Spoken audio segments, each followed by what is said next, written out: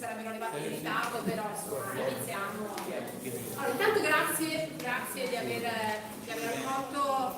accolto l'invito. Una precisazione, questo non vuole essere un convegno, però insomma, ci tenevamo a fare un po' il punto della situazione sul tema della sanità, che più volte insomma, abbiamo portato e trattato anche all'interno delle nostre segreterie e anche nel territorio con iniziative e quant'altro. L'ultima tra l'altro a quale ho partecipato anch'io, organizzata anche dalla CGIL, insomma il museo.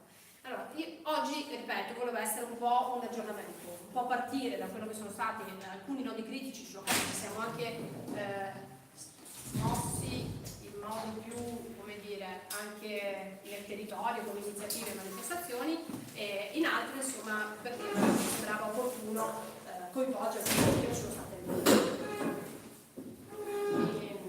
Roberto Bisto.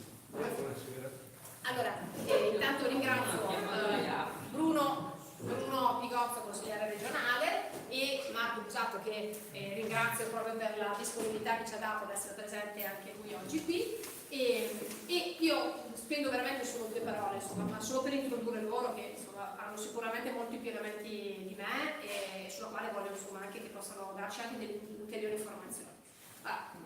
Questo incontro, ripeto, non ha il fine di poterci un po' confrontare.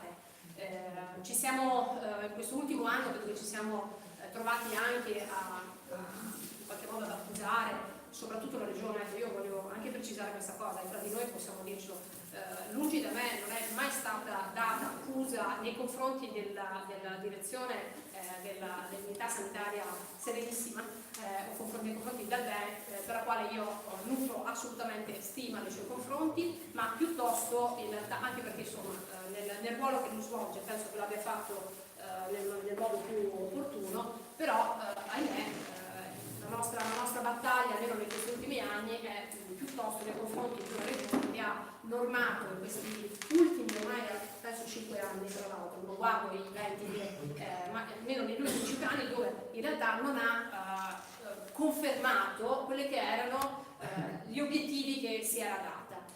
Poi su questo chiederò anche a Marco, che ho ascoltato nell'ultima conferenza che c'è stata al museo, proprio di essere anche molto preciso rispetto alle questioni legate ai posti letto, non tanto per entrare nei numeri, ma tanto per essere precisi insomma, in quelle che sono, se vogliamo, le falle e le bugie che magari la regione o nello specifico il governatore Zaia ha un po' preso in giro insomma, le persone, che comunque continua a ribadire che c'è stata un'evoluzione, che il piano sociosanitario avesse a cura tutta una serie di questioni che in realtà insomma, il dato di fatto non lo conferma. Il titolo è stato scelto non a caso, nel senso che siamo partiti con l'idea che ci fosse, anche su indicazioni sicuramente governative e nazionali, che ci fosse la necessità giusta e corretta di una riorganizzazione delle ASL e che ci fosse la necessità di investire maggiormente sul territorio. Noi su questi siamo assolutamente, e penso che Bruno tra l'altro lo confermerà, siamo assolutamente condividiamo insomma, la linea di aumentare quelli che sono i servizi territoriali, contenendo quelle che sono invece le uscite e le spese della spesa pubblica legata. Però il dato di fatto e la preoccupazione che in questi anni abbiamo continuato a sottolineare è che questo equilibrio in realtà è mancato ed è sfuggito. Il territorio non ha avuto, e noi, dato di fatto lo è che abbiamo inaugurato qualche giorno fa l'ospedale di comunità, e penso che siamo, Bruno confermami se sbaglio, ma forse l'ultimo comune ad avere, l'ultimo territorio ad avere un servizio territoriale che da anni attendavamo. No, non siete riusciti ancora persa, siamo ancora forse i primi delle realtà periferiche della luce. Però insomma comunque in netto ritardo rispetto, come dire, alla programmazione, a un piano che ce l'ho comunità. E tra l'altro non abbiamo ancora neanche l'hospice, quindi comunque siamo ancora in difetto rispetto alla programmazione.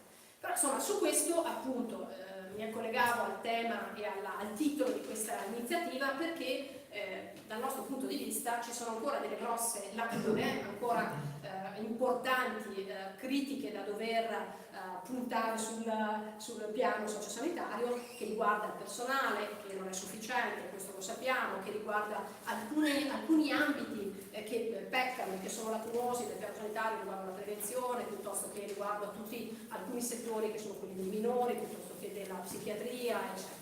Allora, su questo noi volevamo oggi aprire appunto un ennesimo confronto confronto per capire in che modo noi, anche come partito, nel senso che siamo un partito che su questo ha sempre avuto massima attenzione, possiamo andare a richiedere, a rilanciare e a continuare il nostro impegno affinché ci siano i servizi che, insomma, stiamo parlando di sanità, stiamo parlando di salute, stiamo parlando della centralità sulla persona e del diritto della persona ad essere curato e ad essere anche nella logica della prevenzione ascoltato, e quindi insomma su questo mi pare che noi ci siamo sempre stati molto, molto presenti. Quindi io non mi dilungo, anzi sono qui all'ascolto, più all'ascolto insomma, sia di Bruno sia di Marco, e poi insomma è gradito anche se qualcuno di voi ha delle domande o ha delle questioni insomma, da dover porre, siamo qui per questo. Quindi io al momento mi fermo qui, poi entreremo nel merito insomma, anche per quelli che sono tutti i punti che io molto velocemente ho lanciato rispetto alle criticità.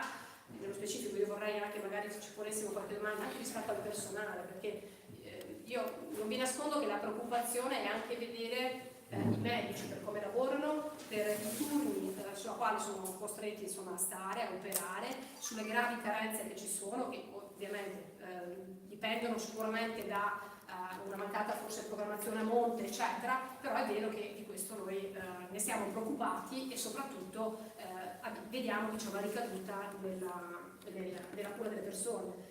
Le stesse liste d'attesa, insomma, mi pare che sia un nodo fortemente critico e insomma vale la pena che su questo ci proviamo a confrontare su come poter interagire.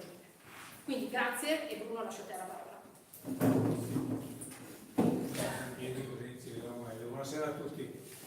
Allora, parto dall'ultimo incontro che abbiamo fatto qui, anzi di là in municipio, quando avevamo fatto il punto rispetto alle schede. Qualcuno di voi mi pare di ricordare che era presente.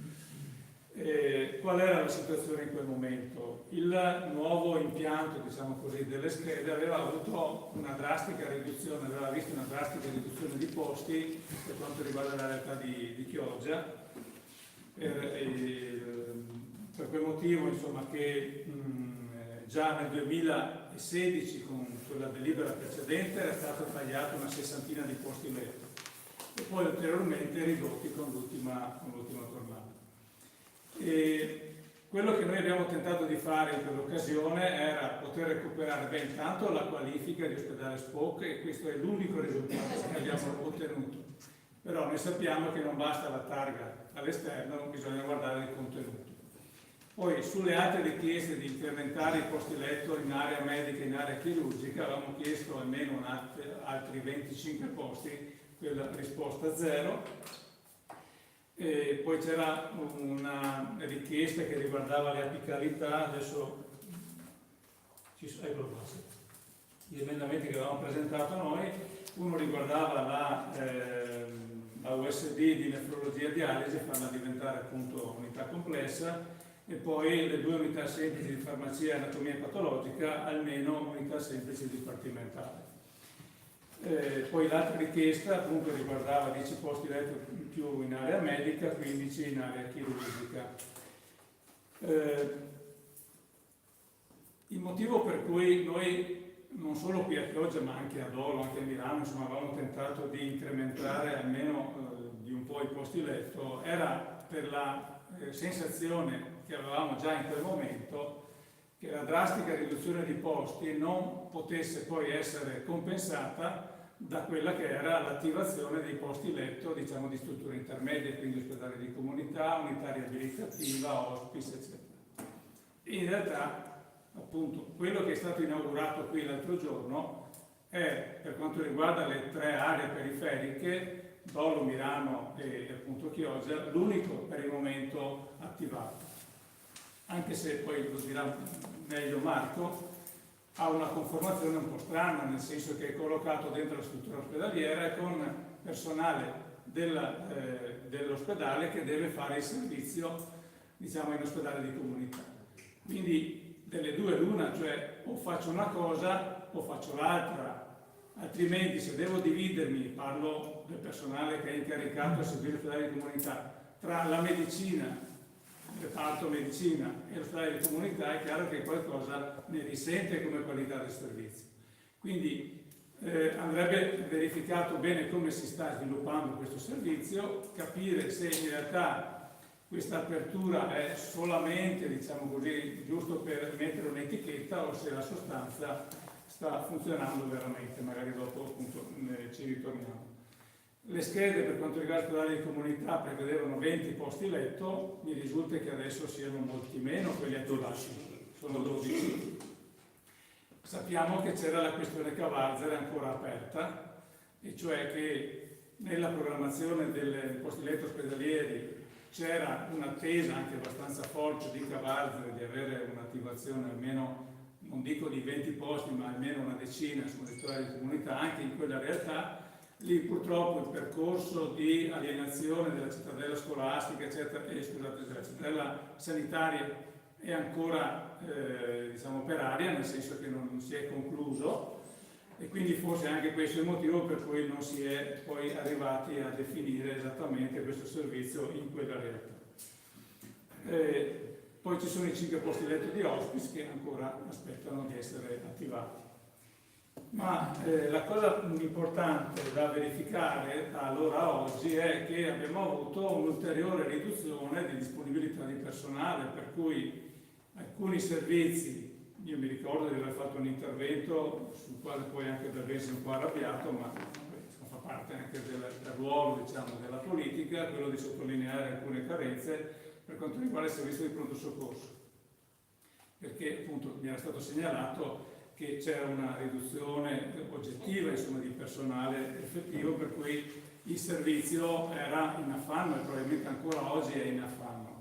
Ma questa carenza riguarda un po' tutta la struttura, diciamo, ospedaliera, e non solo di Chioggia, anche degli altri ospedali. In particolare la cosa che abbiamo verificato in questi mesi, diciamo, di nuova impostazione è che, se ne parlava anche prima, progressivamente si sta impoverendo la professionalità nelle aree periferiche, e potrebbe anche essere, diciamo, fisiologica questa, se fosse contemporaneamente compensata con un incremento nell'area, in questo caso dell'hub provinciale, però non è così, perché anche all'Angela Mestre comunque c'è una situazione di tensione per quanto riguarda la copertura dei posti di personale, e comunque alcuni servizi non li possiamo centralizzare, dobbiamo comunque tenere, diciamo, distribuiti sul territorio.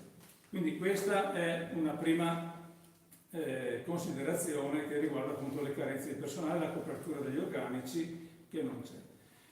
Motivo: non troviamo, facciamo i concorsi, non abbiamo persone che frequentano i concorsi e quindi non riusciamo ad assumere. In parte è vero, in parte però questa situazione viene anche provocata, tra virgolette, dalla fuga di medici che dal pubblico vanno verso il privato. Perché quando le condizioni di lavoro superano un certo limite di accettabilità, è chiaro che uno alla prima occasione cambia. Vuoi per problemi proprio di resistenza personale, ma anche di responsabilità, di etica professionale, perché questo è effettivamente un lavoro che in certe situazioni porta a dei rischi, a delle responsabilità, e per cui è bene non trovarsi, insomma, in queste situazioni. Uno ci pensa 2 volte, se può cambiare, cambia. Le scelte fatte dalla Regione per recuperare le professionalità. Allora, in parte c'è stato un incremento economico per quanto riguarda le borse di studio per le specialità, per gli specializzandi, che però è solo parziale. Lì il problema di fondo è che l'università ha, diciamo, un limite fisico di disponibilità che non può essere aumentato nemmeno in questa fase, lo potrà essere nel giro di qualche anno, però voi capite che la risposta appunto non arriva subito, arriverà man mano. L'altra scelta che avete visto, ma i concorsi per assumere direttamente gli specializzandi e assumere direttamente i laureati in modo tale da coprire, diciamo, il fabbisogno nel pronto soccorso, nelle geriatrie, eccetera. Anche questa è stata fatta, sono circa un 300 mi pare a livello Veneto i posti che sono stati coperti con questa modalità, però voi capite che non è una risposta completa, nel senso che il neolaureato, quando arriva ha bisogno comunque di essere seguito, assistito, verificato da un medico competente. E quindi se questo progressivamente può dar luogo anche, diciamo, a delle competenze, però il primo impatto risulta addirittura anche un onere in più per chi deve seguire il neolaureato che entra e deve fare anche il proprio lavoro, no? Quindi c'è tutta una situazione di difficoltà che si sta registrando in questa fase. La soluzione che avevamo ipotizzato e che anche in discussione in Consiglio avevamo condiviso anche con la maggioranza era quella appunto di poter assumere gli specializzandi in modo tale che alla fine del percorso di specializzazione avessero, diciamo, delle buone motivazioni per restare dentro alla struttura. Perché se io sono specializzando, vabbè, ho la borsa di studio, però non ho i contributi e alla fine del mio percorso devo comunque fare un concorso per entrare e magari vedo che le condizioni di lavoro non sono proprio il massimo, è chiaro che se trovo un'altra opportunità me ne vado, magari all'estero, come purtroppo succede spesso. Quindi su questo tema so che la discussione con il governo è ancora aperta e potrebbe essere che si arriva, diciamo, a condividere questa modalità di recupero di professionalità, però ripeto è una cosa che non è immediata, sarà nel corso del tempo. Altro tema, l'accentramento dei centri appunto delle decisioni. Ecco, oltre, dicevo prima, alla polarizzazione delle professionalità c'è anche questo come conseguenza. In particolare il ruolo dei direttori generali rispetto a come era svolto prima della riforma oggi è molto più debole, nel senso che sono talmente incasellati dentro agli schemi del bilancio, dentro agli schemi, diciamo, organizzativi, eccetera, per cui devono solo alla fine tirare la linea e dimostrare che hanno rispettato i parametri fissati da qualcun altro, in questo caso azienda zero. E secondo noi questa è una grossa limitazione, è un passo indietro che per quanto riguarda la qualità del servizio sta portando degli effetti negativi. Se per alcune cose può essere anche opportuno il fatto di centralizzare alcuni servizi, mi riferisco alle forniture piuttosto che agli appalti, eccetera, anche se qua, tra virgolette, avremo qualcosa da dire, perché per esempio sulla ristorazione avete visto il casino che è venuto fuori l'anno scorso, l'ultimo anno, insomma, e adesso mi pare che ci sia un'altra situazione che è stata segnalata stamattina per quanto riguarda il trasporto sanitario.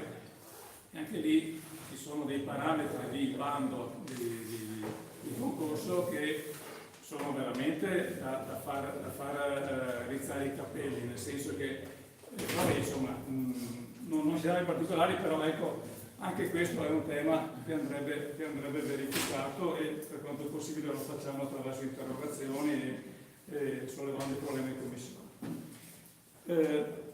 L'integrazione sociosanitaria è il modello, era almeno il modello del nostro territorio regionale, quello di mettere insieme le due realtà, ospedale e territorio. Ecco, l'integrazione secondo noi sta soffrendo perché l'approccio, l'impostazione dell'organizzazione dei servizi sta deviando soprattutto sulla sanitarizzazione dei servizi. E alcuni servizi, tipo che ne so, le dipendenze piuttosto che la salute mentale, eccetera, hanno bisogno sì dell'aspetto sanitario, perché comunque c'è bisogno di cura, di medici, di specializzati che li seguono, ma c'è una componente che a volte è quella preponderante, che è sociale e che l'ospedale non è in grado di dare. E quindi la complementarietà tra queste due componenti è un po' la chiave di volta per risolvere alcune situazioni. Purtroppo in questi anni stiamo registrando una deviazione verso il sanitario a scapito del sociale, per cui la struttura sanitaria dà risposte fino a un certo punto, la parte sociale rimane vacante, il comune non è in grado di dare le proprie risposte con l'assistente sociale piuttosto che con gli operatori, eccetera, e quindi i problemi a un certo punto scoppiano. Se avete fatto caso, torno al problema delle dipendenze, negli ultimi anni la situazione del Veneto è andata aggravandosi, vuoi perché il consumo di droghe, diciamo, di facile accesso è aumentato, vuoi perché la prevenzione ha perso piede. Rispetto agli anni, per esempio qui, quando io ero sindaco, quindi parliamo ormai di 15 anni fa, dove alcuni progetti venivano costruiti insieme tra i comuni e in accordo con l'azienda ULSS, per cui c'era una vera integrazione del servizio, c'era una prevenzione che funzionava e i risultati lo dimostravano, perché il consumo era in calo. Adesso negli ultimi anni la cosa si è rovesciata, perché non si è più investito nella prevenzione. La stessa cosa vale per la salute mentale. Anche qui abbiamo problemi seri per quanto riguarda i giovani, adolescenti, minori comunque, che hanno problemi di salute mentale e che purtroppo a volte si trovano collocati in reparti ospedalieri insieme a psichiatrici adulti. E voi capite che è un problema nel problema e il punto più debole in questo caso è il minore. Quindi anche su questo noi riteniamo che vada corretta, diciamo, l'impostazione dei servizi.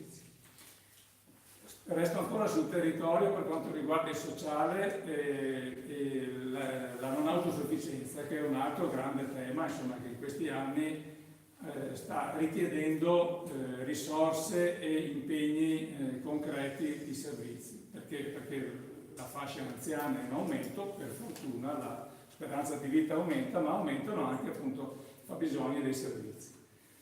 Ecco, allora, proprio ieri eravamo in commissione a approvare il piano di riparto dei fondi per la non autosufficienza, tra l'altro del 2019, cioè siamo a dicembre dopodomani, e approviamo il riparto del fondo dell'anno 2019, che ormai è quasi tutto consumato, ma purtroppo qui ci sono ritardi cronici anche di trasferimento delle risorse da nazionale, per cui non si poteva fare prima. Però in ogni caso la battaglia che abbiamo fatto in questi mesi, appunto, dalla primavera in poi, anche con incontri sul territorio, che abbiamo parlato anche qua, mi ricordo, no? Sulla carenza di impegnative da parte della Regione, che non mette a disposizione delle famiglie che hanno l'anziano da collocare in struttura, piuttosto che il disabile da mettere in struttura residenziale o semiresidenziale, sta provocando una disparità di trattamento tra i cittadini, quelli di serie A, tra virgolette, che hanno l'impegnativa e quindi la quota in struttura per anziani, circa metà viene pagata, diciamo, dalla regione e l'altra metà la mette la famiglia. Ma chi non ha l'impegnativa è costretto a pagare la quota intera oppure a rimanere a casa con tutto quello che comporta un anziano in casa che non ha l'assistenza adeguata. Ecco, per fortuna, dico appunto, ieri abbiamo approvato il nuovo fondo, abbiamo dato per la prima volta, credo, almeno da quando io sono lì in regione dal 2010, è la prima volta che diamo un parere positivo, perché c'è stato un aumento complessivo di 22 milioni per il fondo non autosufficienza, istituito ancora nel 2009. Questa è una buona notizia, anche se poi, se andiamo a guardare la ripartizione, non è che risolva completamente il problema, perché in Veneto il bisogno di impegnative, cioè di anziani che sono collocati in struttura, sarebbe di circa 32.000 persone, le impegnative siamo arrivati a quasi 26.000, da 25.000 ne abbiamo aggiunto nell'ultimo anno quasi 1 migliaio per tutto il Veneto, quindi ne mancano ancora 6.000 circa da coprire, però insomma è un primo passo positivo che riconosce anche per il nostro territorio, per la nostra ULSS 3, circa una trentina di quote in più all'anno per gli anziani e più o meno altrettanti tra residenziale e semiresidenziale per i disabili. Qualcosa in più è stato messo anche per le impegnative di cura domiciliare, ecco, ripeto, però siamo solo agli inizi e credo che questo sia un altro dei temi sui quali noi politicamente ci stiamo battendo, dimostrando che comunque questa è una tassa occulta che viene messa alle famiglie, perché se non c'è l'impegnativa quei 1.500 euro al mese fanno presto a finire, anche se uno magari è anziano, ha un piccolo gruzzolo messo da parte, voi capite che nel giro di qualche anno o di qualche mese purtroppo se ne va. e quindi c'è bisogno di garantire che la non autosufficienza sia un livello essenziale e quindi esigibile e quindi ci sia il servizio garantito per tutti. Finisco con un'ultima considerazione, dopo lascio a Marco continuare, dopo magari se c'è spazio interloquiamo, a parte che sono ormai quasi senza voce, ma è l'umidità dell'acqua di questi giorni. L'ultima riflessione riguarda la deriva verso il privato, e cioè dall'impostazione del piano sociosanitario abbiamo visto questa progressiva trasformazione, e cioè poter consentire ai servizi privati, quindi cooperative eccetera, di entrare nello svolgimento di alcuni servizi che finora erano garantiti dal pubblico, se da una parte può essere un beneficio perché così do una risposta completa, però dall'altra, siccome mancano le risorse e non è ancora, diciamo, garantito la risposta completa, il rischio è che entrare un po' alla volta del privato arrivi a surclassare il pubblico, cosa che in parte già vediamo quando per esempio c'è bisogno di un esame di laboratorio piuttosto che di una radiografia eccetera, e al CUP ti dicono guarda che bisogna aspettare chissà quanti mesi, però se vuoi con il privato insomma vai subito. E quindi questa secondo noi è un'attenzione politica soprattutto da avere fin da subito, perché il sistema universalistico inventato tra virgolette con la 833 del 78, abbiamo celebrato diciamo così l'anno scorso i 40 anni della riforma sanitaria epocale, ecco, questo sistema universalistico con queste modalità di ingresso progressivo del privato rischia di venire smantellato. Quindi un'altra attenzione, ripeto, da avere, perché un servizio sanitario in linea con i principi della Costituzione deve garantire tutti, non lasciare indietro nessuno. Quindi creare le condizioni perché non ci siano disparità, non ci siano discriminazioni nei confronti dei cittadini. Questo vale sia per l'aspetto prettamente, diciamo così, ospedaliero, che forse in questo momento è ancora più garantito, ma vale molto anche per l'aspetto, diciamo, sociale o sociosanitario, dove purtroppo appunto la carenza di impegnative, la difficoltà di accesso alle strutture, le liste d'attesa, tra l'altro, altra cosa che ancora non siamo riusciti ad avere. Siccome le liste d'attesa è un parametro che ti dice se la risposta c'è o non c'è. Purtroppo per la parte sociosanitaria, quindi ingresso in strutture per anziani, ingresso in strutture per disabili, non abbiamo un dato aggiornato delle liste d'attesa. Perché voi capite che la programmazione che viene fatta magari una volta all'anno, ogni 2 anni, non è coerente con il fabbisogno. E questo non ce lo possiamo permettere in una regione che si vorrebbe vantare di essere il punto di riferimento per l'integrazione sociosanitaria. In realtà, se andiamo a vedere anche gli ultimi dati del Sole 24 Ore, leggevo ieri, sulla performance diciamo, della erogazione dei servizi, il Veneto, che era primo, secondo negli anni scorsi, adesso è scivolato al 4 posto. Vuol dire che qualcosa non sta funzionando. Ecco, sta anche a noi, insomma, presidiare perché possiamo recuperare posti, ma non per la bella faccia, diciamo, del governatore del Veneto, per il diritto alla salute dei cittadini. Grazie. Marco, allora, no, ma io credo che Bruno sia stato abbastanza chiaro su alcune cose. Io, dal mio punto di vista di osservatore, perché il sindacato purtroppo governa i processi, non li delibera attraverso leggi o non è un soggetto che partecipa alla costruzione della legislazione.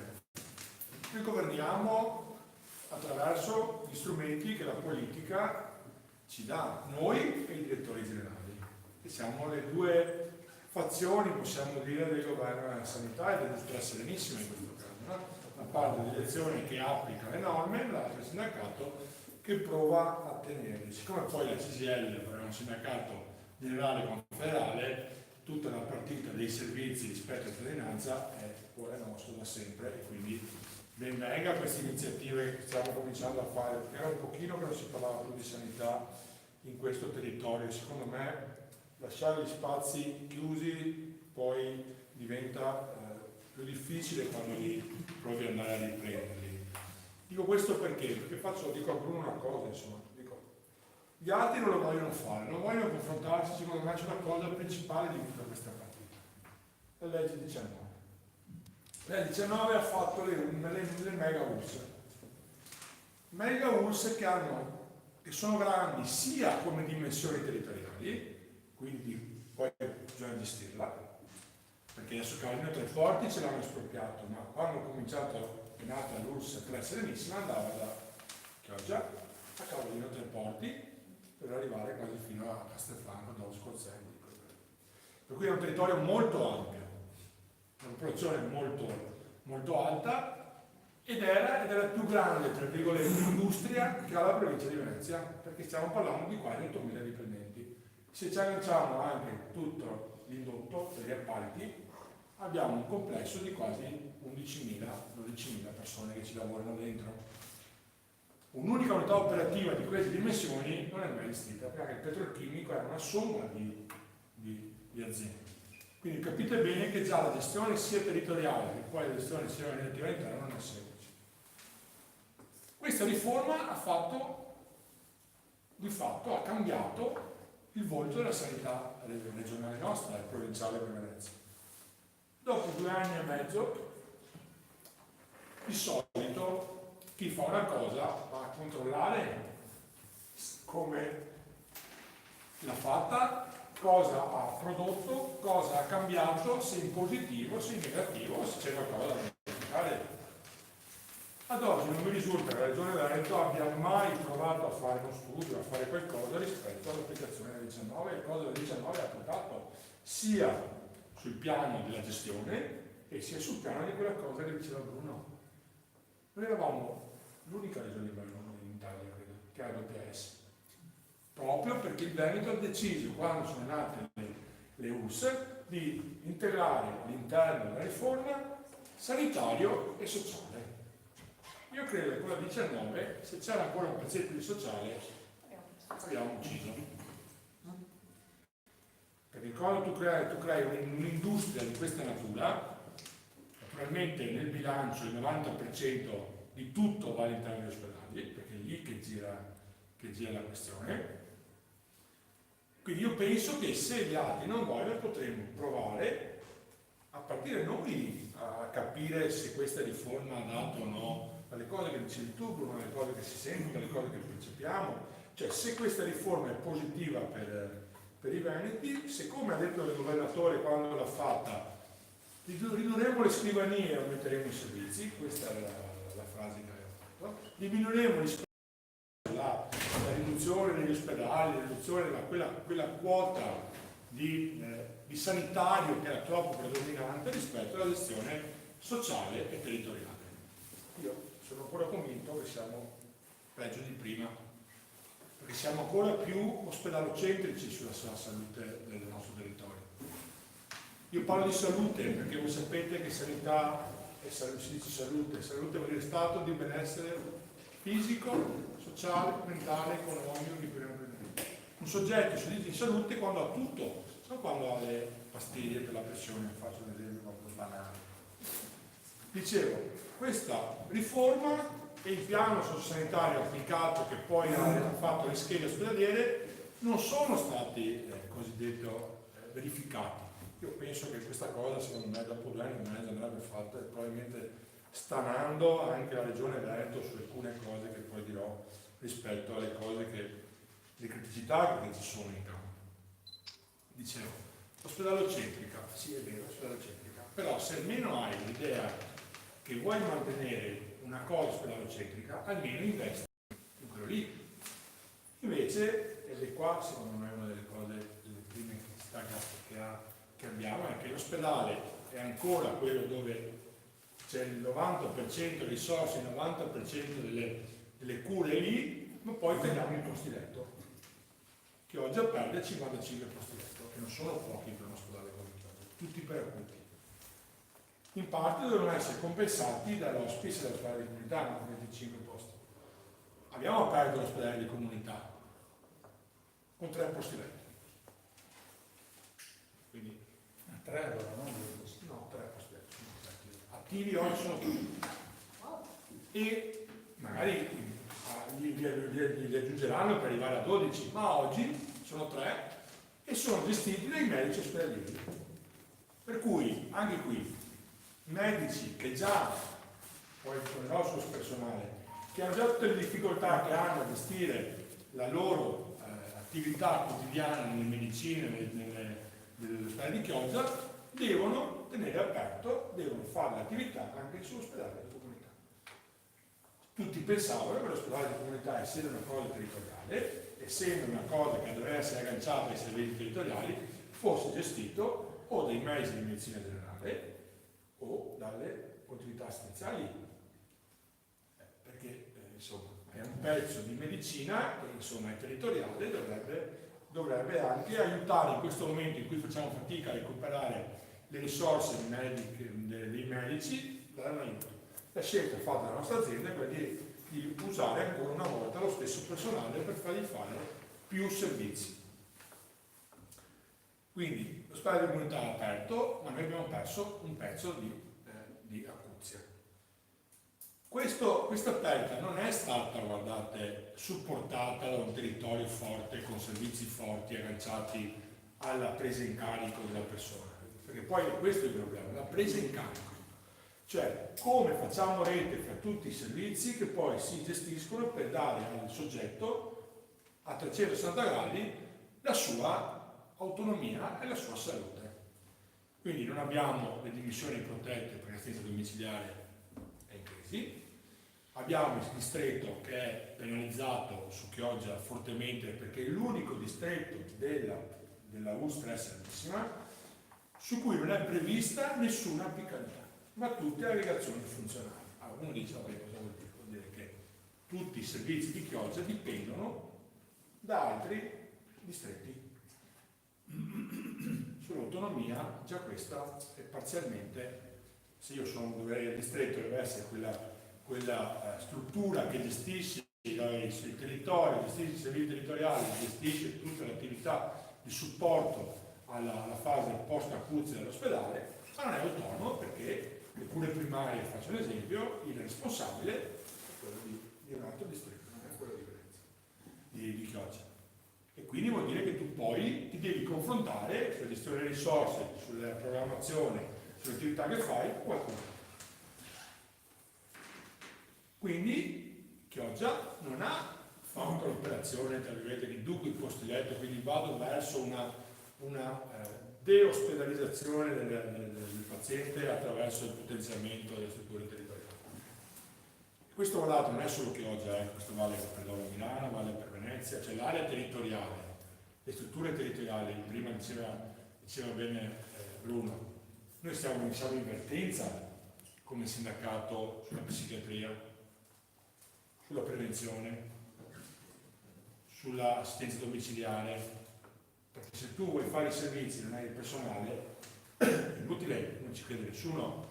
La Regione Veneto addirittura adesso ha detto sì, 7 su 7 fino alle 21, ma con che personale?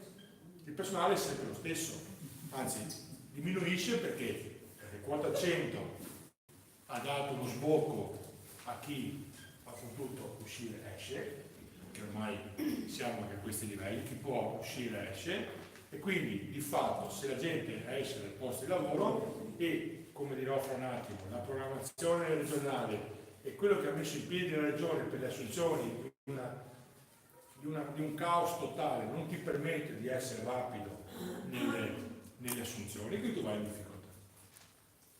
E quindi il fatto di mettere insieme le tre cose ha fatto sì che probabilmente avremo una riduzione dei servizi, o comunque se non sono ridotti, non sono i servizi di qualità che potrebbero essere, perché se tu hai meno personale di quello che ti serve, se tu togli il medico della medicina, lo metti per la comunità, sempre quello è, cioè lo sport di qua, lo sport di là, ma sempre uno.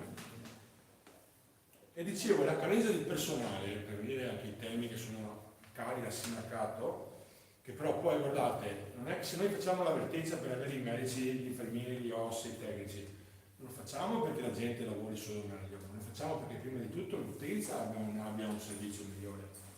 Perché se io ho il numero di personale sufficiente nei reparti, nei territori, io ho un'assistenza migliore, quindi ho qualcosa di più positivo. Se invece l'ossa che ho il pomeriggio è lo stesso ossa che ha fatto le sue ore al mattino, ma siccome manca il collega del pomeriggio perché è in maternità e non è stato sostituito e io devo fermarmi a fare altre 5 ore, io credo che dalle 7 del mattino darò un'assistenza, alle 5 del pomeriggio, quanto bravo posso essere, darò un altro tipo di assistenza.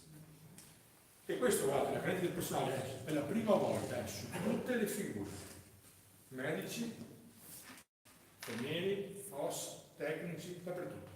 Cioè non si capisce come mai siamo arrivati a un certo punto dove improvvisamente il personale manca dappertutto, non si riesce a recuperarlo, non si riesce a trovarlo. Allora, la carenza di organico mette i servizi in sofferenza, e però la risposta qual è? La Regione, anche attraverso non una riforma, perché la riforma ha fatto le 9 ULSS, ma poi ha fatto un concetto laterale che si chiama Azienda Zero, che di fatto è l'ULSS regionale, che dovrebbe fare programmazione, che dovrebbe fare tante cose, ma ha fatto una cosa che il nome sembra quasi una si chiama CRITE, su cui tutti i direttori generali devono andare a chiedere il permesso, e io sono allucinato da questa cosa, scusate, perché un direttore generale che ha 1 miliardo e 50 milioni di budget, che questo è il budget finanziario del giusto deve essere benissimo da gestire, gli devi dare la sua autonomia, gli devi dare i suoi obiettivi e lui all'interno della spesa del personale, della spesa di bilancio, la tenuta insieme degli obiettivi che deve avere la regione di non fare debiti, cioè tutte le cose, se gestisce l'azienda e se decide di assumere 3 infermieri invece che 2, li assume se ha i soldi, se ha tutto, invece deve chiedere anche per i pensionamenti in CRITE, questa cosa sembra una cosa del Medioevo, che è una commissione tecnica. tu dovresti essere più. No, solo chiedevo cos'è il CRITE. È una commissione regionale che verifica tutte le spese, autorizza diciamo, i direttori generali a fare qualsiasi operazione di investimento, eccetera, eccetera. Tra cui le assunzioni del personale. Per cui io, azienda, che so che mi vanno in pensione o che qualcuno mi va via, devo chiedere trimestralmente l'autorizzazione del CRITE. Il CRITE mi autorizza tutto, parzialmente, le richieste che ho fatto. Una volta che ho l'autorizzazione del CRITE posso attivare le procedure per il reclutamento. Voi capite che quando arriva l'assunzione vera sono passati, lascio a voi decidere quanti mesi, non giorni, mesi, 6 mesi, no? sono passati, per arrivare in certi casi anche all'anno, perché poi non si trovano risorse. Allora, questa secondo me è una delle questioni che stanno mettendo in crisi l'ULSS, i servizi e la sanità, perché se tu non hai l'autonomia gestionale della tua azienda, ma devi chiedere a un soggetto terzo che non ti dice no perché ti devo mettere io i soldi, capisco se la regione dovesse autorizzare con un aumento di spesa, allora capisco, voglio capire perché ti do 50 milioni di più, ma i soldi ce li ho, perché guardate, non stress è serenissima, non scende nemmeno i soldi complessivi per il personale, perché non assumendo li avanza. Questa è la prima questione che secondo me va messa in considerazione. Cioè, questa di distorsione burocratica delle assunzioni e del recepimento personale deve essere, secondo me, tolta.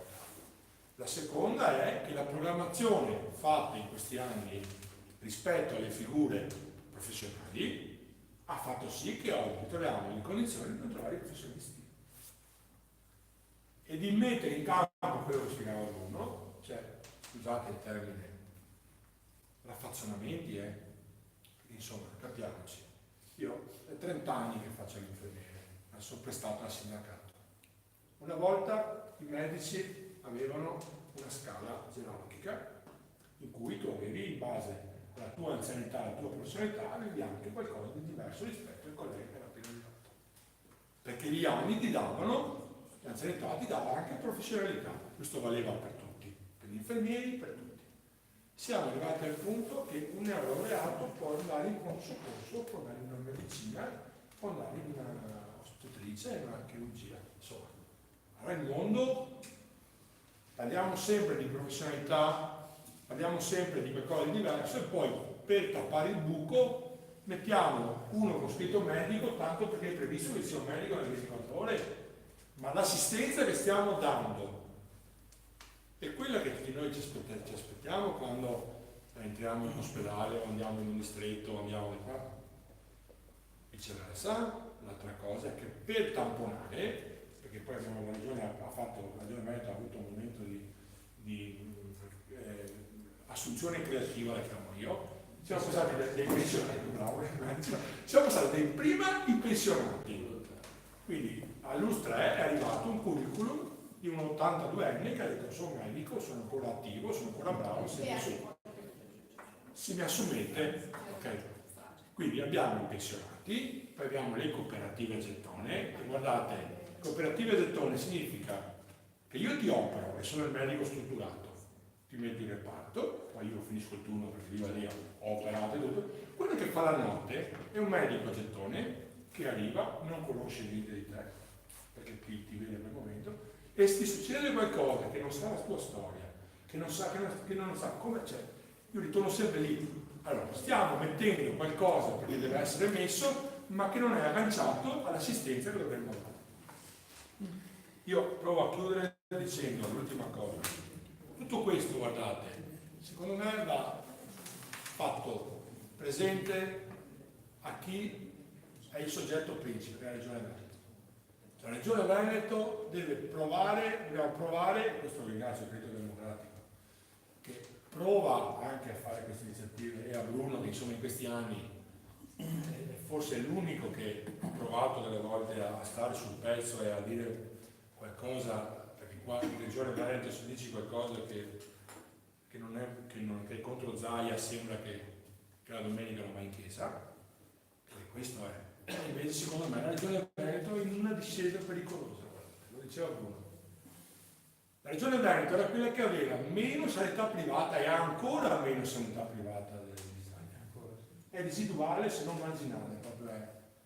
Pensiamo qua, abbiamo poca sanità privata, perché quella sanità privata che voi sentite, molta riabilitativa, lungo-geriatrica, la sanità privata di tipo Acuzia, Policlinico, Salus, Izzola, Negrar, Abano, abbiamo pochissimo, siamo una regione che aveva il meno percentuale. Io penso che se tu vuoi provare a spostare l'asse su questa cosa, la prima cosa che devi fare è far capire alla gente che quella pubblica non funziona. E se quella pubblica non funziona perché cominci a mettere ridurre i servizi, lasciare magari gli ospedali come quelli di sono a Sanonà e Portogruaro in condizioni strutturali molto precarie, quindi investimenti strutturali. Dolo stiamo facendo il pronto soccorso dopo non so quanti anni, era su un tendone, lo stiamo facendo adesso. Se tu metti in crisi l'asse portante è quello del personale, comparto e dirigenza medica, se tu fai in modo che uno non trovi più le risposte, comunque pensi che questa macchina ha dei problemi, naturale viene che poi quando la sanità privata è più, perché ha più risorse, più tutto, si sposta da lì. Ma io credo che stiamo andando anche un po' più oltre, non è solo questione di sanità privata, la sanità privata è lanciata le assicurazioni, che poi è una partita sulla seconda gamba di quella universalità che diceva Bruno che era l'833. Per cui io credo che o noi pensiamo oggi, chi viene dall'area che ha a cuore questi temi, la solidarietà, l'universalità, che non può essere che l'area di centro-sinistra e le relazioni sindacali, e fanno corpo e provano a provare a fare esplodere questa cosa, in Regione Veneto, perché tagliare il sociale vuol dire tagliare comunque un pezzo di sanità, tagliare il territorio, non investire nel territorio, non si investe nel territorio, perché il territorio non ha quel ritorno economico che hanno gli ospedali, nel territorio ci sono gli appalti, uno mangia a casa sua, dorme a casa sua e si resta a casa. Quindi dobbiamo metterci l'idea che o partiamo adesso per difendere la sanità pubblica, sanità per tutti, oppure arriveremo a un punto in cui per nulla ce lo voglia, ma qualcuno ci spiegherà che è così, perché già è entrata la sanità privata nel personale, guardate, è negli ospedali, perché io ho detto prima, quando poi il medico è un esterno, vuol dire che la sanità privata è già dentro. Quando le cure palliative di Mestre sono appaltate a una cosa privata che fa mette infermieri, mette ossa, vuol dire che già siamo lì. E non possiamo permettercelo, guardate. Noi come CGL sicuramente no, perché noi abbiamo uno slogan come funzione pubblica come CGL. Noi difendiamo il servizio pubblico per difendere i lavoratori pubblici. Questo è, non si parte da lì solo bisogna arrivare. Cioè, se tu non difendi quello che è pubblico, poi fai fatica a difendere chi ci lavora. Io penso che queste iniziative devono essere più e più. Ben vengano, ma dobbiamo cominciare, perché la gente si abitua a un certo punto che trova la risposta da un'altra parte e va da un'altra parte.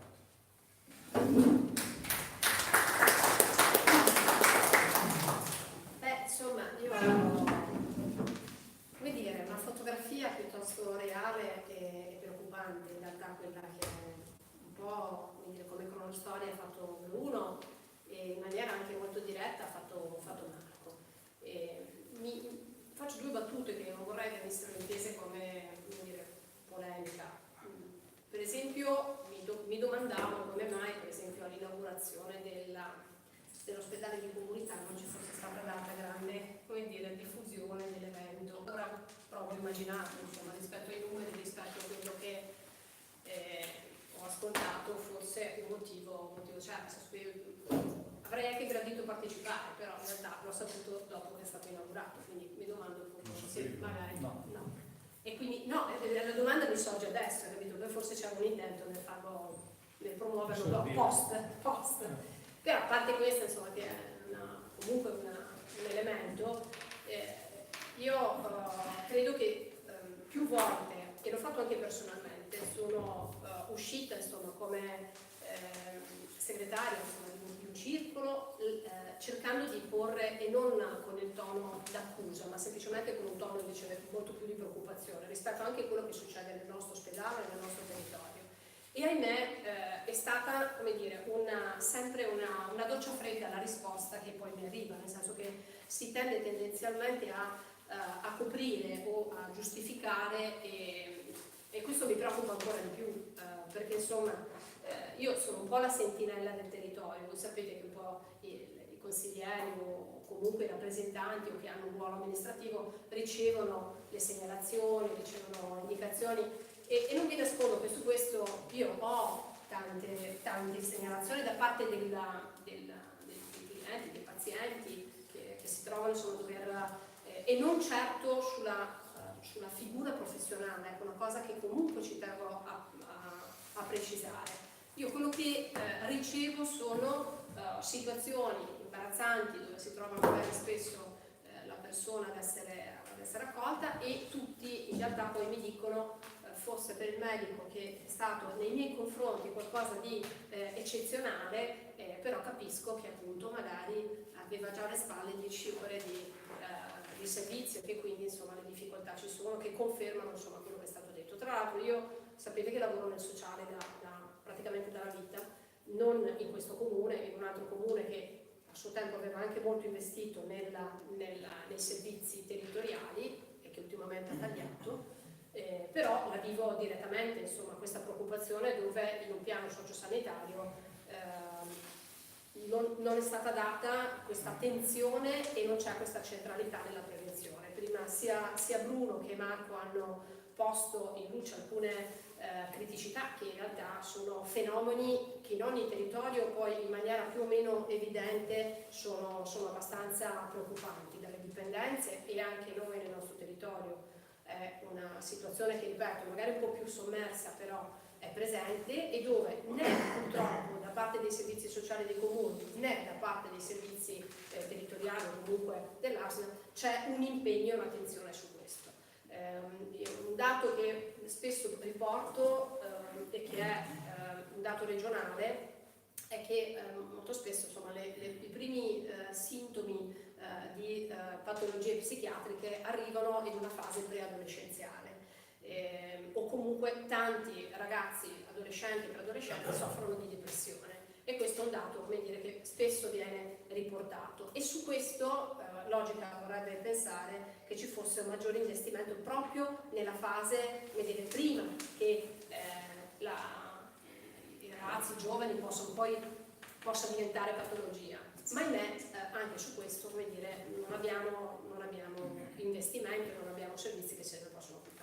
Allora, quindi per il quadro che oggi vedo concreto e preoccupante, che spesso fuori all'esterno si fa fatica sulla quale dover lavorare, ma nella logica di poter migliorare il più possibile o comunque segnalare e richiedere. Penso, guardo Bruno, soprattutto noi, dire, con un ruolo politico, che è quello che è prima ben specificare, perché il nostro ruolo deve essere di questo, quello di andare a stimolare e a richiedere che qualsiasi cittadino possa avere le stesse opportunità, soprattutto se parliamo di una condizione di salute, insomma.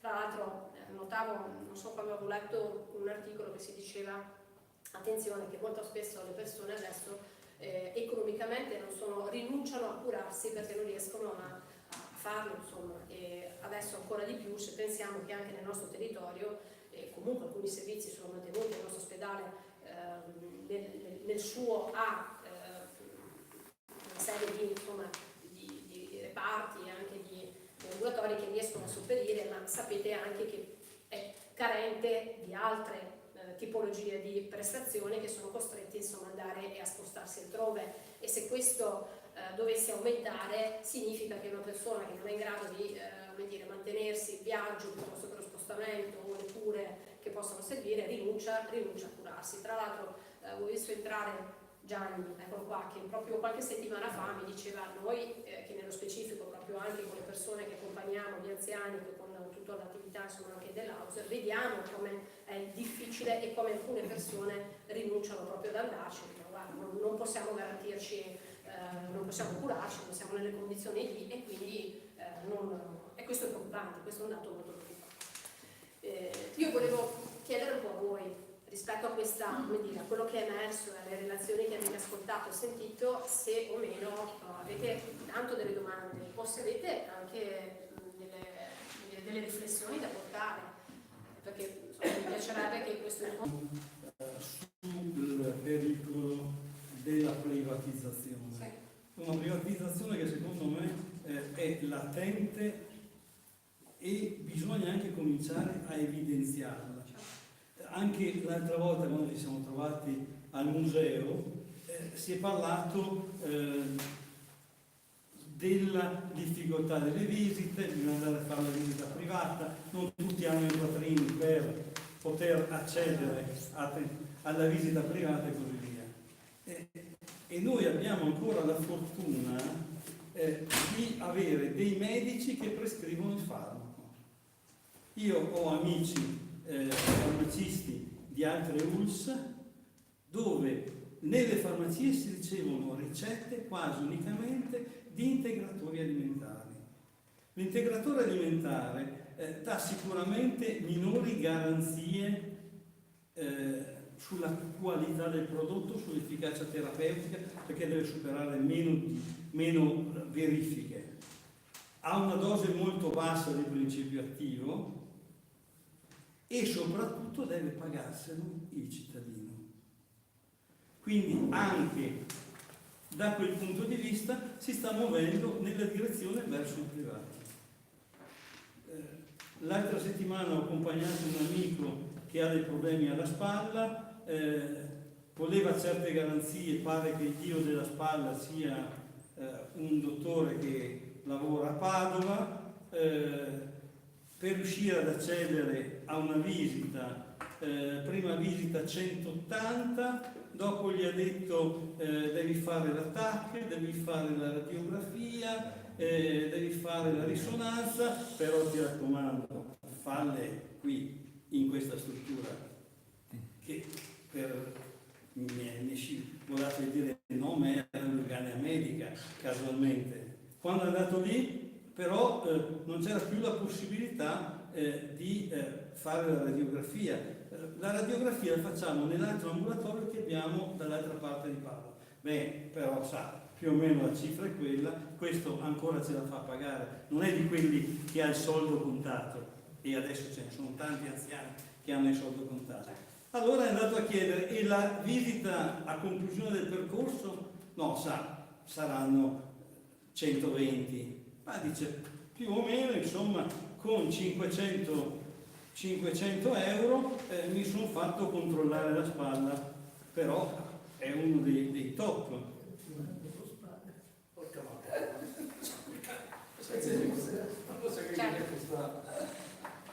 Allora, credo sia giusto, visto che se ne sta andando chi ha generato l'azienda zero, fare il punto sull'azienda zero. L'esempio del CRIT è lampante, no? Perché il CRIT è un meccanismo che secondo me è stato messo ad hoc per rallentare le assunzioni e ridurre la spesa del personale.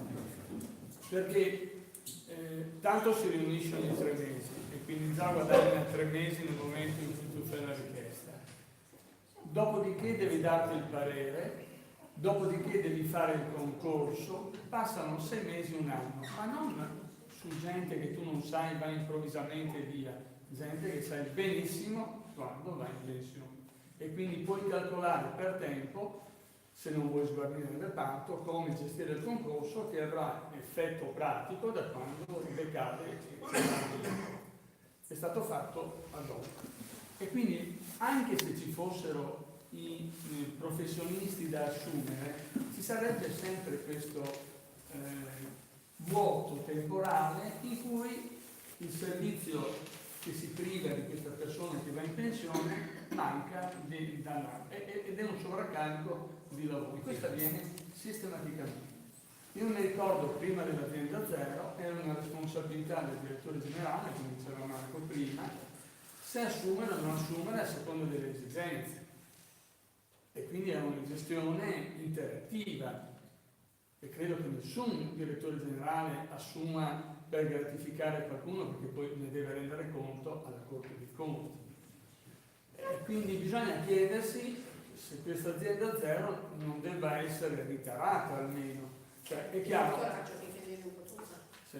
Tutto quello che abbiamo detto prima per quanto riguarda la prevenzione, voi avete sentito che non tutti i mammografi sono all'altezza. Quindi io capisco che se dobbiamo fare per tutto il Veneto dei mammografi che siano all'altezza dei tempi, allora sarà l'azienda zero che fa una gara e li acquista per tutti, insomma. Questo deve essere il ruolo dell'azienda zero, quindi se non va cancellata va perlomeno ripensata. E questa è una cosa importante e dà anche una responsabilità ma anche una dignità maggiore ai direttori generali. Dopo avevo espresso anche prima a Bruno la mia idea che non bisogna far girare le persone in cerca del dio della spalla, ma bisogna far girare gli operatori efficaci nelle varie unità operative in modo che diffondano la conoscenza e quindi si eleva anche in periferia il livello di capacità professionale. Che quello è un altro elemento. Non è che uno deve andare a peregrinare. Per quanto riguarda l'hospice, là è una questione importante, credo che 5 posti siano, vista purtroppo la diffusione della malattia, un po' pochi. E là effettivamente c'è una questione pratica, cioè ci vorrebbero degli hospice centralizzati, perché ho visto che anche nella regione Emilia non è che l'hospice sia attaccato a casa, sono centralizzati in posti particolari, questo perché altrimenti c'è un rapporto personale-utenza che deve costare troppo e di questo noi non chiediamo tutto subito, chiediamo di gestire bene i soldi pubblici e quindi bisogna ripensare quello di avere tutto sotto casa non sempre è possibile, però non può essere neanche come adesso, che tu non sai come andare là, come andare con un disagio enorme. Io negli anni in cui c'era ospite a Mestre ho avuto 2 pazienti che sono andati in ospite e uno era russo, quindi nessuno ci vuole andare perché non sanno come raggiungerlo, è scomodo. Sono problemi effettivamente che meriterebbero un ripensamento se siamo d'accordo sulla universalità del sistema e anche su cosa vogliamo. Non vogliamo i gettonisti in reparto per i motivi che bene ha espresso lui prima, insomma. Tu affidi, dopo aver avuto dei professionisti collaudati, ma non sai a chi la salute durante le ore notturne, quando anche il livello di assistenza è minore, è un rischio naturalmente, e quindi oggettivamente dequalifichi la struttura. È indubbio questo. Quindi bisognerebbe cercare fra tutte le forze che sono favorevoli a un sistema universalistico di parlarsi chiaro e di vedere quali sono gli obiettivi effettivi, senza volere la luna nel pozzo.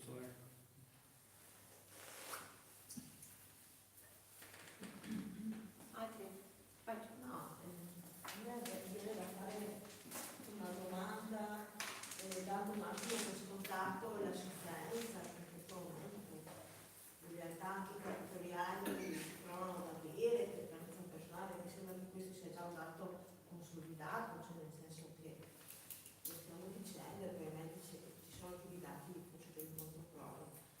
A me adesso viene un dubbio, quando si sono fatte il discorso della ridefinizione del territorio dell'US, uno dei principi che ha visto anche la stessa popolazione d'accordo rispetto a questo passaggio era il fatto degli sprechi e di contenere le spese nell'ottica di avere una migliore sanità, cioè si contengono le spese che si possono contenere e quindi ci sarà anche una parte economica maggiore da poter, eliminare questo spreco delle spese, investire in una buona sanità. Io avevo capito questo.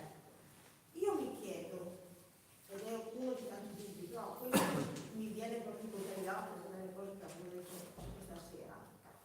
Questa azienda zero, che è una cosa che un po' sembra aver dato una fotografia diversa anche della gestione della sanità nei vari settori.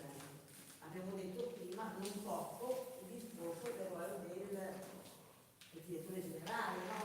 Se prima potevamo andare generale a chiedere determinate cose anche rispetto adesso sappiamo che invece in realtà tante cose il direttore generale ha visto molto ridotto anche la sua possibilità di uscire.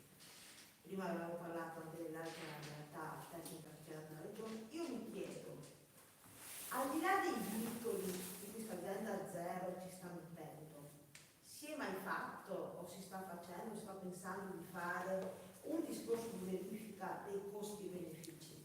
Perché io non credo che l'azienda zero sia a costo zero.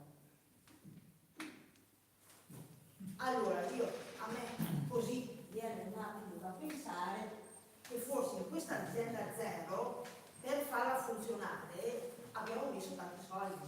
Allora abbiamo chiesto un sacrificio a tutti i territori di rimettersi in discussione, possiamo dirlo così, perché anche che tutto fosse andato bene, voglio dire, mettere insieme territori che prima avevano una storia sociosanitaria diversa, ha costato anche una fatica di formazione, impostazione comune, quindi anche se tutto fosse andato benissimo, il costo del mettere in moto tutta sta roba a dimensioni come sono state declinate è stato un costo alto anche per le persone che c'erano dentro, per i territori che devono un attimo riorganizzarsi e via dicendo. Costo-beneficio, questa azienda zero ha un costo, mi piacerebbe sapere che costo ha. Ci sta portando dei benefici nella gestione di tutti questi cambiamenti o no? Perché altrimenti i costi sono stati solo nei territori. Ed è proprio che adesso possiamo fare una verifica se è questo modello che ci può aiutare nel poter governare i processi per dare una miglior sanità al territorio.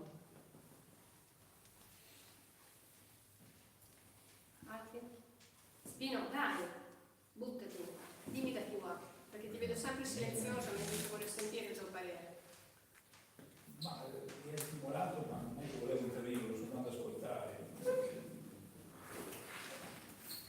Io ho due preoccupazioni, approfitto perché c'è uno Pigozzo che chiaramente, essendo il Consiglio regionale, può forse meglio di tutti, diciamo, essere fedele interpreti di una problematica che è di natura economico-finanziaria.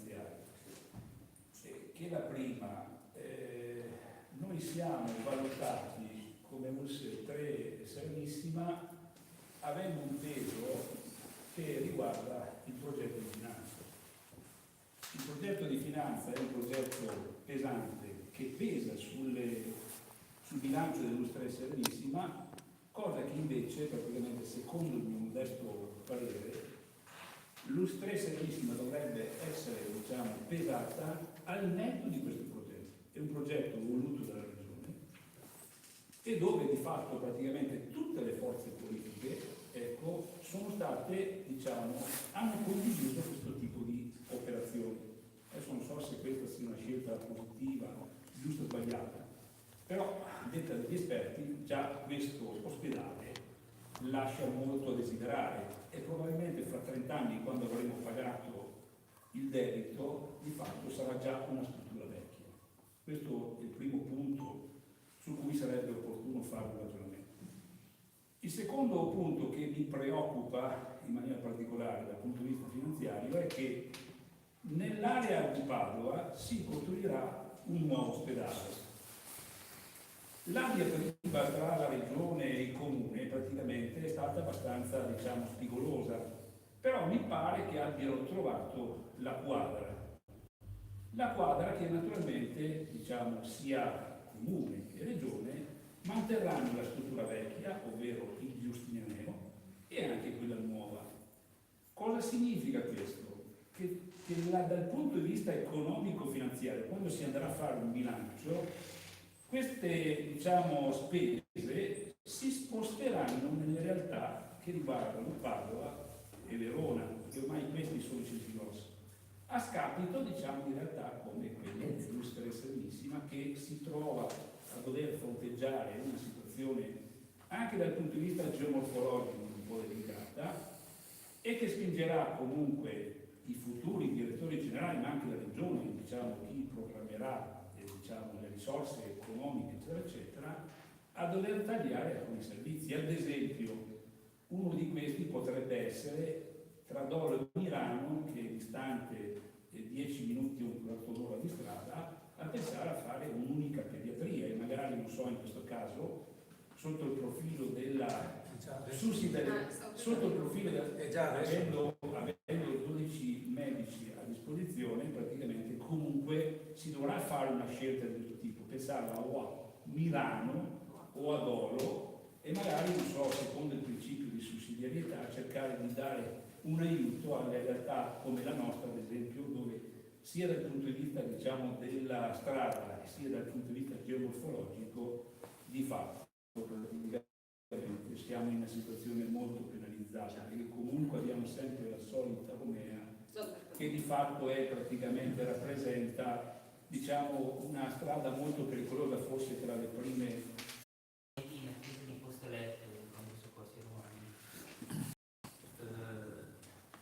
Vuol dire 5 giorni minimi di attesa per avere il posto letto.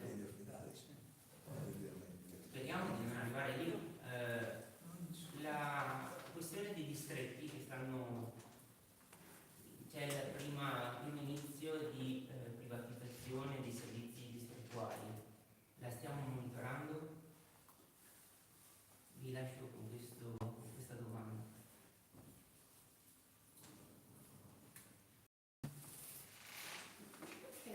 Chiediamo altro, poi casomai vi lasciamo il tempo anche di rispondere su Posso altri. chiedere un'informazione, solo un'informazione?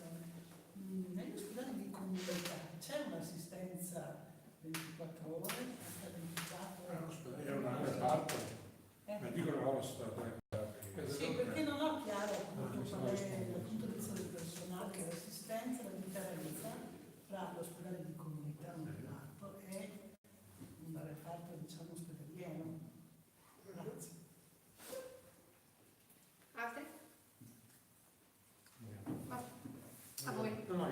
Allora, l'ospedale di comunità non è nient'altro che un reparto, okay, dove chi ha superato la fase acuta, ma per motivi non è possibile ancora dimetterlo, questi motivi molte volte non sono collegati alla patologia, sono al 90% sono di altra natura. Quando prima dicevo lo stato di salute, lo stato di benessere, significa che tu devi stare bene. Siccome non riusciamo a dimetterli e si stava intasando i reparti che dici tu, le medicine, le geriatrie, perché la gente non viene dimessa perché a casa non può andare e i familiari non la portano a casa, quindi tu non puoi prendere uno e metterlo fuori dalla porta perché la fase acuta è risolta e quindi non si può, perché giustamente insomma uno che ha, insomma, noi parliamo di sanità pubblica, di universalistica e poi se non problema lo facciamo a piedi, no. Allora, si è fatta questa opzione, cioè una specie di reparto dove tu togli dal reparto di acuzia, in questo caso sono medicina, geriatria, lo metti là fino a un tot di tempo, ok, in attesa della dimissione, sempre gratuito, ok? L'assistenza però è diversa per un semplice motivo, perché si dà per scontato che uno la sua fase acuta l'abbia superata, quindi è un'assistenza molto più di tipo alberghiero o comunque di mantenimento piuttosto che un'assistenza, cioè non dovrebbero essere pazienti acuti, non dovrebbero essere pazienti che il medico ha previsto meno ore al giorno di presenza, le presenze più OS e infermieri, quindi è tutto. L'apertura dell'ospedale di comunità, okay, è avvenuta, io ho detto che ad oggi l'occupazione di 3 posti letto e ad oggi 3 posti letto occupati. Io spero che si arrivi ai 20 previsti dalle schede ospedaliere col personale agganciato per 20 posti letto.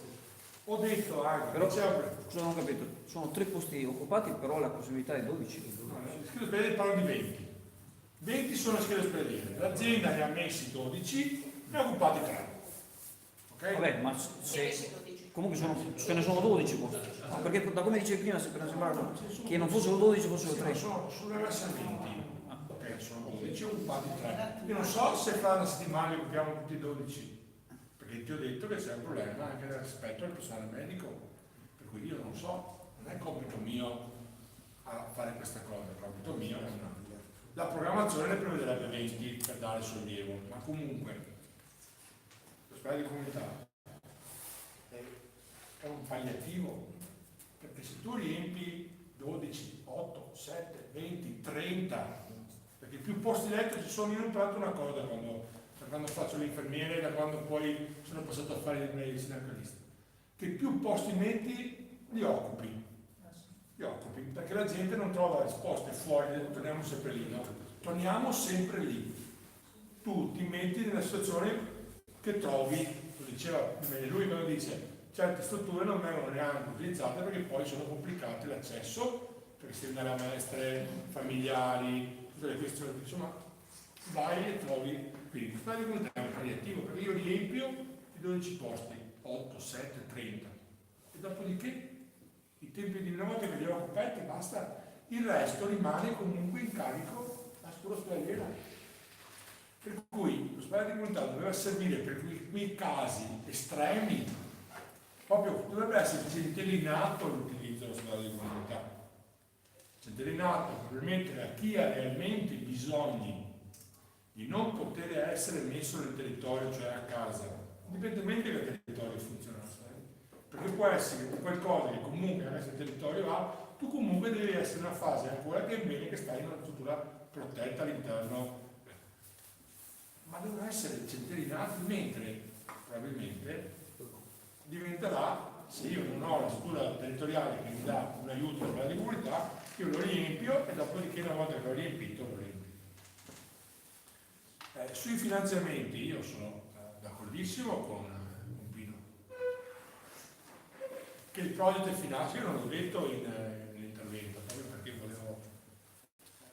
Il project finance è uno dei problemi di questa azienda. questa azienda ha il problema di sanare il debito che il project ha prodotto e ci portiamo dietro alla US 12, ok? Che non aveva né l'US 14 né l'US 13.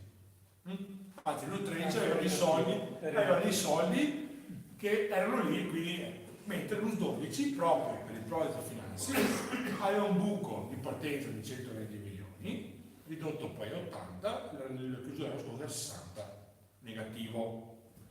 È logico che quella lì mangia tante cose che vi ho detto, tra cui anche le questioni dei finanziamenti, degli investimenti, perché insomma deve fruttare. L'Angelo è nato male dal punto di vista, secondo me, strutturale, proprio nato male dal punto di vista strutturale.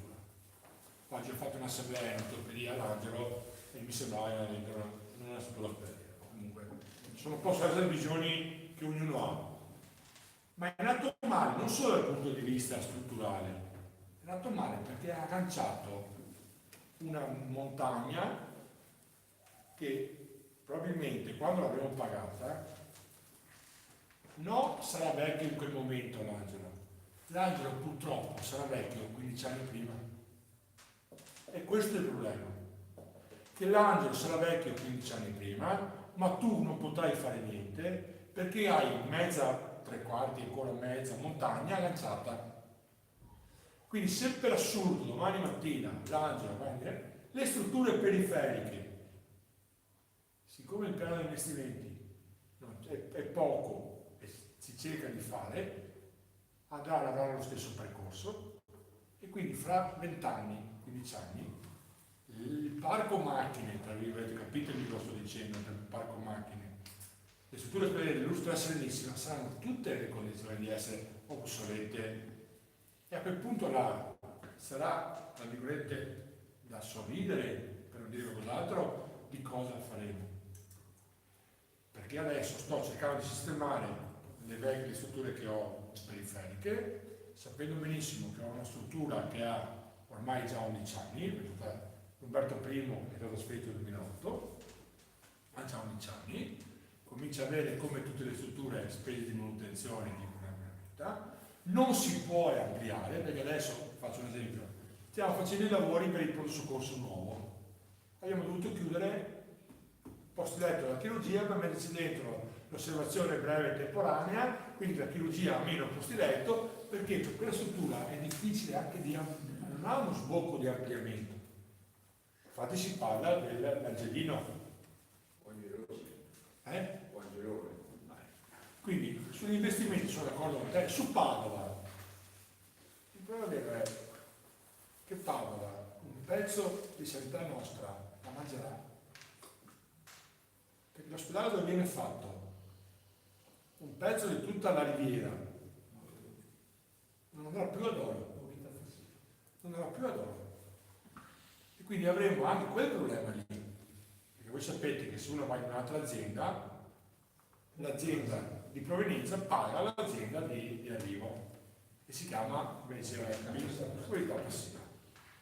Quindi aree in cui oggi magari sono un po' attrattive, perché Padova, eccetera, magari qualcuno dice che questo qui vado a bordo domani mattina, e anche lì è stato fatto.